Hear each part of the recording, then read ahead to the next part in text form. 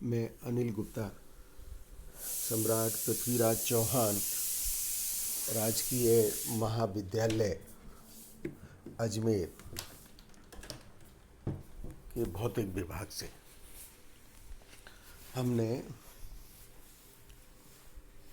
कल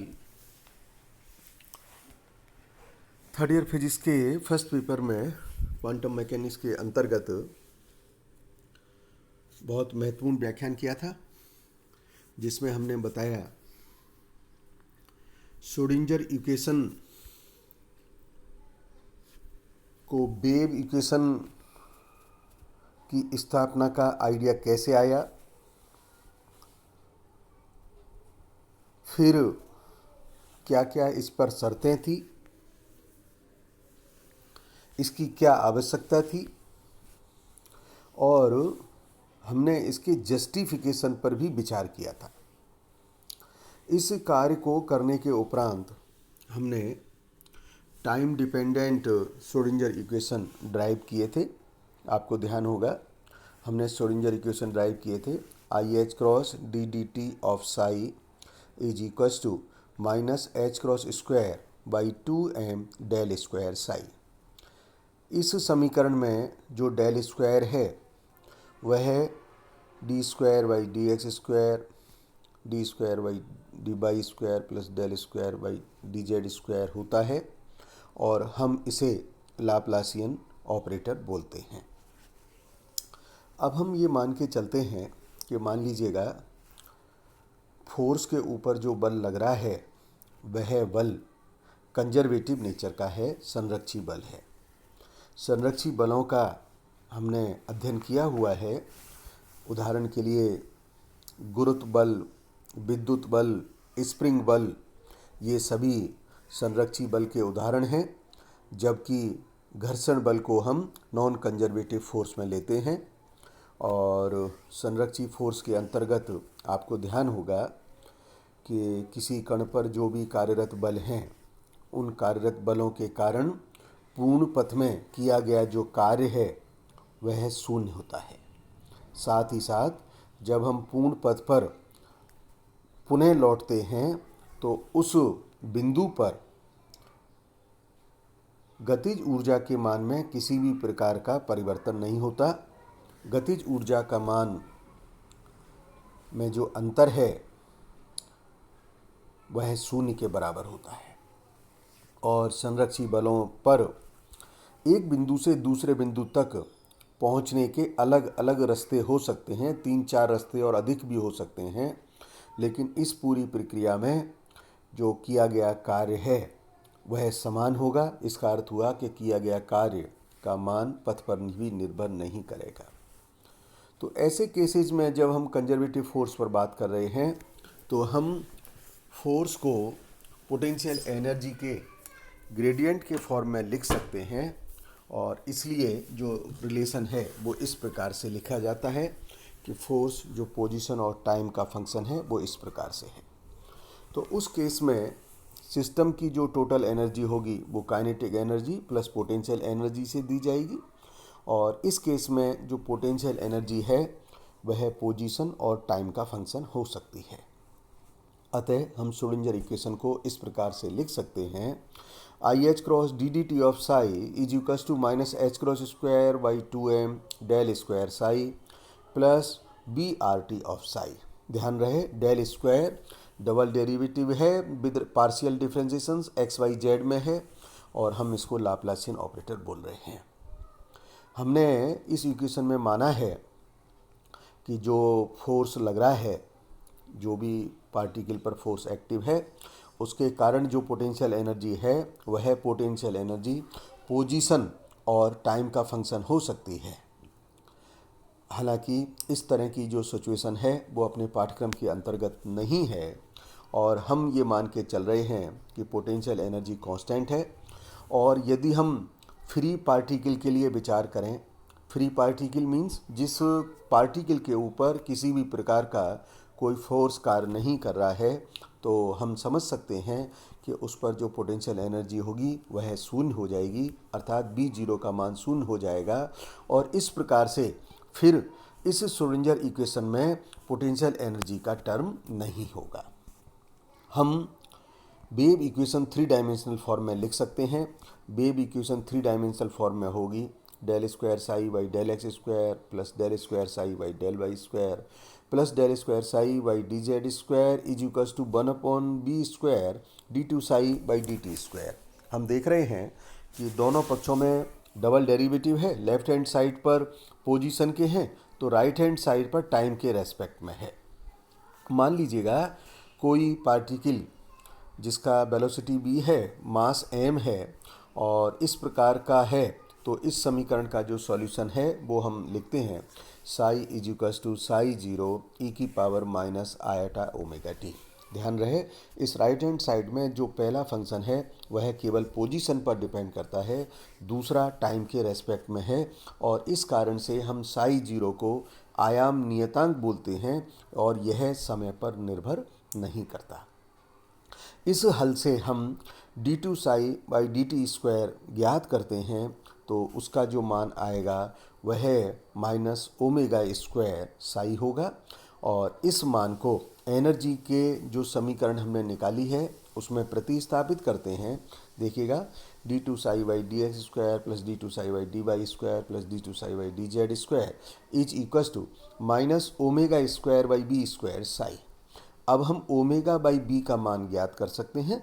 omega is equals to 2 pi nu is equals to c by lambda, therefore omega by b is equals to 2 pi by lambda. तो omega by b का मान जब हम इसमें substitute करेंगे तो इस समीकरण का जो बायां पक्ष है वो हो जाएगा d two psi by d x square plus d two psi by d y square plus d two psi by d z square is equals to minus 4 pi square by lambda square psi. जब हम कहते हैं कि कोई particle है जिसका mass m है, b velocity से मूव कर रहा है, तो उसके साथ में जो डी ब्रॉगली वेव जुड़ा हुआ है वो रिलेशन होता है lambda is equals to h upon p. तो हम इस प्रकार के रिलेशन को यहाँ पर यूज कर सकते हैं। तो lambda is equals to H by P अर्थात lambda is equals to H by M V. तो इस रिलेशन को जब हम यूज करते हैं तो ये समीकरण बनेगा D two psi plus 4 pi square by H square M square V square psi and it is equals to 0। देखिएगा kinetic energy is equals to total energy minus potential energy, therefore half M V square is equals to E minus V और we can write M square V square is equals to 2m E minus V. M square V square का मान इस समीकरण में रखने पर यह मान प्राप्त होगा del square psi plus 8 pi square by m h square e minus b into psi. Therefore अगर हम इसमें एच क्रॉस सिंबल यूज करें, h cross means h upon 2 pi, तो रिलेशन निकल के आएगा डेल स्क्वायर साई जो लाप्लासियन ऑपरेटर है del square psi plus 2m by h cross square e minus b psi is equals to 0। ध्यान रहे इसमें टाइम कोऑर्डिनेट नहीं है, इस कारण से हम इस समीकरण को टाइम इंडिपेंडेंट श्रोडिंगर इक्वेशन बोलते हैं। और यदि हम फ्री पार्टिकल केस पर विचार करें, जैसा अभी आपको एक्सप्लेन किया था कि यदि फ्री पार्टिकल है it means no force is acting on the particle, hence there is no potential energy, तो हमें जो पोटेंशियल एनर्जी का टर्म है वह जीरो करना पड़ेगा और फिर श्रोडिंगर इक्वेशन फ्री पार्टिकल के लिए रिड्यूस हो जाएगी। हमने जो श्रोडिंगर इक्वेशंस निकाले हैं उन श्रोडिंगर इक्वेशंस में कुछ श्रोडिंगर इक्वेशंस की जनरल प्रॉपर्टीज़ है और जनरल प्रॉपर्टीज़ में जो पहली प्रॉपर्टी है वह यह है कि इसमें जो फर्स्ट डेरिवेटिव है वो टाइम के रेस्पेक्ट में है, अतः इसमें कंटिन्यूटी का गुणधर्म स्थित है। साथ ही साथ इसमें जो समीकरण है, जो हल आया है वह लीनियर है, अतः अगर हम साई 1 और साई 2 दो सॉल्यूशंस लें तो इनका लीनियर कॉम्बिनेशन भी इसका हल होगा। It means psi is equals to alpha 1 psi 1 plus alpha 2 psi 2 भी इसका एक सॉल्यूशन होगा और इस बात की विस्तृत विवेचना कल हमने की भी थी। यह जो समीकरण है यह समीकरण एक होमोजीनियस इक्वेशन है। इट मीन्स जो प्रोबेबिलिटी है उसका मान समय के साथ अपरिवर्तित रहता है, अर्थात probability does not change with time. अतः जो वेव फंक्शन है यदि हम उसका नॉर्मलाइजेशन करें तो वह मान भी समय पर निर्भर नहीं करता है। साथ ही जब हम समतल तरंग फलनों के अध्यारोपण से एक वेव पैकेट की रचना करते हैं तो श्रोडिंगर इक्वेशन का यह भी एक सॉल्यूशन हो सकता है। अतः वेव पैकेट दर्शाने वाला जो फंक्शन है वह भी तरंग फलन का एक संभावित हल है। श्रोडिंगर इक्वेशन में जो वेव फंक्शन यूज किया है वह साई है और इस साई का फिजिकल सिग्निफिकेशन देने का प्रयास किया गया। फिजिकल सिग्निफिकेंस सर्वप्रथम जो प्रयास किया वो खुद श्रोडिंगर ने किया, लेकिन श्रोडिंगर बहुत इस व्याख्या में सफल नहीं हो पाए और फिर जो इसकी व्याख्या ली गई है वो वैज्ञानिक मैक्स बॉर्न के द्वारा ली गई है। श्रोडिंगर इक्वेशन में जो कंस्ट्रेंट हैं हमने उससे देखा है कि इस साई का जो मान है वह कॉम्प्लेक्स होगा। इट मीन्स इसमें रियल पार्ट और इमेजिनरी पार्ट दोनों ही शामिल होंगे। तो फिजिकल सिग्निफिकेंस के लिए जब हम तरंग और फोटोन के सिद्धांत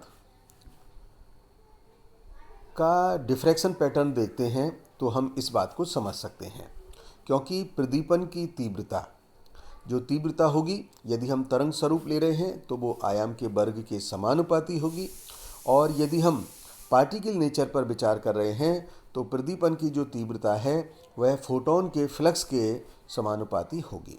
ऐसा श्रोडिंगर ने प्रयास किया था, लेकिन एक संतोषजनक व्याख्या के लिए हमें मैक्स बॉर्न जो व्याख्या दी गई है उस पर विचार करना पड़ेगा। और मैक्स बॉर्न के अनुसार मैग्नीट्यूड ऑफ साई स्क्वायर उस निश्चित बिंदु पर कण के पाए जाने की संभावना को व्यक्त करता है। चूँकि मैग्नीट्यूड ऑफ साई का वर्ग सदैव वास्तविक रियल होगा, पॉजिटिव राशि होगी, इसलिए मैग्नीट्यूड ऑफ साई स्क्वायर को हम इस द्रव्य कण के पाए जाने की प्रायिकता के रूप में परिभाषित करते हैं। अतः मैग्नीट्यूड ऑफ साई स्क्वायर को प्रोबेबिलिटी डेंसिटी बोलते हैं, जबकि वेव फंक्शन यानी साई को हम प्रोबेबिलिटी एम्पलीट्यूड कहते हैं। अतः किसी कण को तरंग फलन साई आर टी द्वारा व्यक्त करने के लिए समय टी पर पाई जाने की जो प्रायिकता घनत्व है, प्रोबेबिलिटी डेंसिटी मीन्स एकांक अल्प आयतन में कण को पाए जाने की प्रायिकता, वह क्या होगी? P of r t is equal to magnitude of psi r t square. और चूँकि ये स्क्वायर है तो जो स्क्वायर होगा वो है साई और साई स्टार कॉम्प्लेक्स कॉन्जुगेट का प्रोडक्ट होगा, इसलिए हमने लिखा है Sai r T Sai star r T. तथा किसी कण के आयतन अल्पांश, मान लीजिए कोई पार्टिकल किसी नाभिक के चारों तरफ है, छोटा सा अल्पांश है d b is equal to d x d y d z, तो जिसे हम डी क्यू आर भी लिख सकते हैं, में पाई जाने की जो प्रायिकता होगी उसका मान होगा p r t d r is equal to magnitude of psi r t square d B.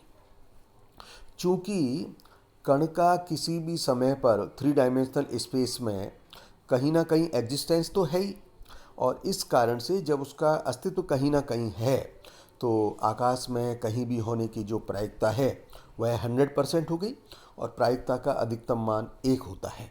इसलिए हम इंटीग्रल में लिख सकते हैं -∞ to +∞ magnitude of psi r square d b is equal to -∞ to +∞ integral psi star r t d b is equal to 1। और इस प्रकार से हम इसको जनरलाइज फॉर्म में लिख सकते हैं integration of -∞ to +∞ p r t d b is equal to 1। इसका अर्थ हुआ कि यदि हम एक विमीय क्वांटम निकाय के लिए लिखना चाहें तो इस समीकरण को 3 डायमेंशन से 1 डायमेंशनल में रिड्यूस कर सकते हैं, और इसका मान होगा integral of -∞ to +∞ P X T D X और integral psi X T magnitude square D X is equal to 1। यह जो समीकरण निकल के आई है, हम इस समीकरण को नॉर्मलाइज कंडीशन बोलते हैं। तो हमने वेव फंक्शन के नॉर्मलाइजेशन की बात समझी, श्रोडिंगर इक्वेशन पर क्या क्या गुणधर्म है उसकी बात समझी, और जो इसमें फंक्शन यूज कर रहे हैं उसमें नॉर्मलाइजेशन के साथ साथ कुछ शर्तें और भी होती हैं। जब वह उन प्रतिबंधों की पालना करता है तो हम वेव फंक्शन को वेल बिहेव फंक्शन या एक्सेप्टेबल वेव फंक्शन बोलते हैं। इसमें जो गुणधर्म है वह यह है कि वेव फंक्शन और वेव फंक्शंस के प्रथम डेरिवेटिव फाइनाइट होने चाहिए। फाइनाइट के साथ साथ सिंगल वैल्यूड भी होना चाहिए। उसका कारण है क्योंकि हमने देखा है कि यह प्रोबेबिलिटी एम्पलीट्यूड है, इससे प्रोबेबिलिटी डेंसिटी का मान मिलेगा। तो कण पर कहीं भी पाई जाने की प्रायिकता का जो मान होगा वो एक हो सकता है, दो नहीं हो सकते, इसलिए ये मान फाइनाइट के साथ साथ सिंगल वैल्यूड भी होना चाहिए। वेव फंक्शन और इसका फर्स्ट डेरिवेटिव कंटिन्यूअस होना चाहिए। वेव फंक्शन किसी क्वांटम निकाय की अवस्था को परिभाषित करता है। यह एक कॉम्प्लेक्स हो सकता है, कॉम्प्लेक्स मीन्स जिसमें रियल और इमेजिनरी पार्ट्स हो सकते हैं। वेव फंक्शन नॉर्मलाइज होता है, और यदि जब ये नॉर्मलाइज है तो इस नॉर्मलाइजेशन कंडीशन की इसको पालना करनी चाहिए। -∞ to +∞ integral magnitude of psi r square d t is equals to 1। Therefore जो नॉर्मलाइज कंडीशन है वह टाइम पर निर्भर नहीं करती है, टाइम के साथ ये प्रभावित होती है। और ध्यान रहे, क्वांटम निकाय के लिए सर्वाधिक प्रायिकता सदैव एक होती है। अतः तरंग फलन नॉर्मलाइजेशन पर प्रतिबंध की जो पालना करेंगे उन्हें स्क्वायर इंटीग्रेबल फंक्शन भी कहते हैं। और चूंकि हम जानते हैं कि जो प्रोबेबिलिटी डेंसिटी आएगी उसका मान रियल होगा और पॉजिटिव होगा, उसके लिए ये ज़रूरी है कि जो भी वेव फंक्शन है वह स्क्वायर इंटीग्रेबल होना चाहिए।